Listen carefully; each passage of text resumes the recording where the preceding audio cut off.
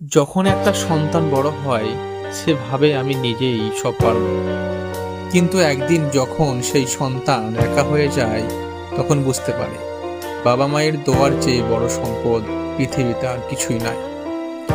একটা ছোট্ট গ্রাম, নাম নুরনগর। সেখানেই বাস করতেন হাসান আলী, 70 বছরের এক বৃদ্ধ বাবা। তার একমাত্র ছেলে রাফি শহরে বড় চাকরি পেয়েছেন, ভালো ঘর, গাড়ি, নাম সবকিছু আছে। কিন্তু যখন বাবা ফোন করতেন, রাফি বলতো, আব্বা আমি অফিসে আছি, পরে কথা বলি। সেই পরে আর কখনো আসতো না। হাসান আলী প্রতিদিন মসজিদের নামাজ শেষে রাস্তার ধারে বসে থাকতেন, দূরে তাকিয়ে ভাবতেন আজ হয়তো রাফি আসবে। কিন্তু দিন যেতে মাস যেত, ছেলে আসতো না। একদিন মসজিদের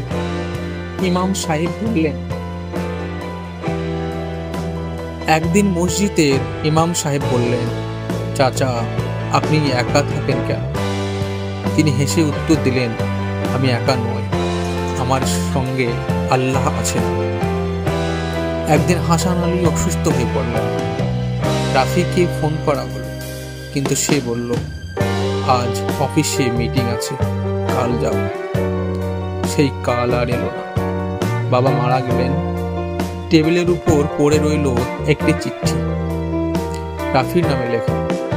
চিঠিতে লেখা ছিল, বাবা আমি জানি তুমি ব্যস্ত, আমি তোমার জন্য কষ্ট পেতে চাই না, শুধু মনে রেখো আমি তোমার জন্য দোয়া করেছি যেন তুমি কখনো একা না থাকো। কিন্তু মনে রেখো বাবা, মায়ের দোয়া হারিয়ে গেলে পৃথিবীর সব সাফল্যই ফাঁকা লাগে।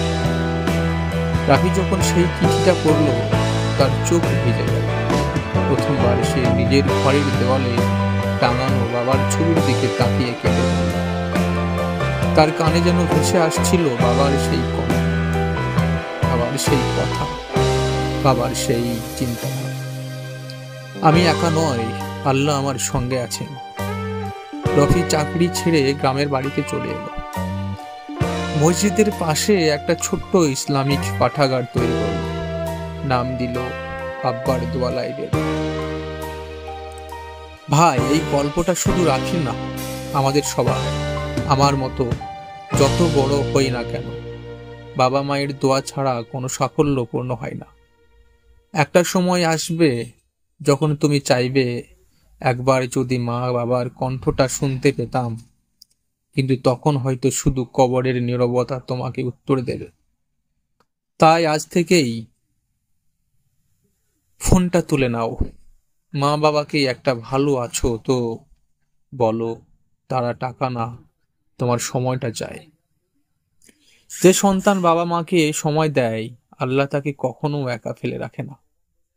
তোমার জীবনে যদি আজও বাবা মা জীবিত থাকেন, তাহলে তুমি পৃথিবীর সবচেয়ে বেশি ধনী, সবচেয়ে ধনী তুমি।